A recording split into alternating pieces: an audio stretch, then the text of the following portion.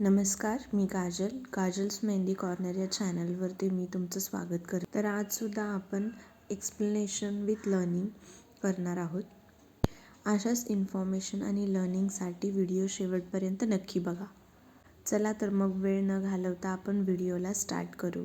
जसं की तुम्ही मेहंदीमध्ये पाहताय, मी एक सर्कल ड्रॉ करून त्याच्यामध्ये राऊंड राऊंड राऊंड असे सर्कल्स ड्रॉ करून मग एक सिंगल डॉट केलेला आहे आणि त्याच्या बाहेरच फुलांच्या पाकळ्या काढलेल्या आहेत आणि त्याच्यानंतर शेडिंग करत आहे. तर शेडिंग करताना आपण जो पुढचा बोट आहे कोण धरलेला त्याने आपण मेहंदीची डायरेक्शन ठरवू शकतो आणि जो अंगठा आहे त्यानं आपण मेहंदी प्रेस करू शकतो, जेणेकरून आपल्याला केव्हा किती अमाऊंटमध्ये मेहंदी पाहिजे आहे ते ठरवता येईल.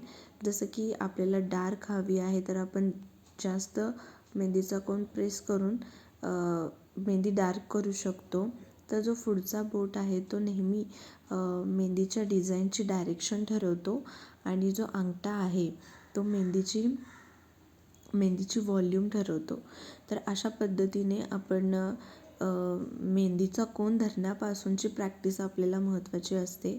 मेहंदीचा कोन एकदा का धरता आला की कोणत्या वेळी आपल्याला कसा मेहंदीचा कोन जो आहे तो ॲडजस्ट करता येईल, ही टेक्निकसुद्धा तितकीच महत्त्वाची आहे की ती डिझाईन काढणं. तर शेडिंगच्या बाबतीत बोलायचं झालं, जसं की मी आजच्या व्हिडिओमध्ये जसं शेडिंग केलं आहे तसं बघून तुम्ही प्रॅक्टिस करू शकता. अदरवाईज लास्टचा जो व्हिडिओ आहे ह्याच्या आधीचा, त्याच्यामध्ये सुद्धा मी शेडिंग पार्ट केलेला आहे. ते बघून तुम्ही शेडिंगची प्रॅक्टिस करू शकता. आणि अशाच इन्फॉर्मेटिव्ह व्हिडिओसाठी व्हिडिओला लाईक, शेअर आणि चॅनलला सबस्क्राईब करायला विसरू नका.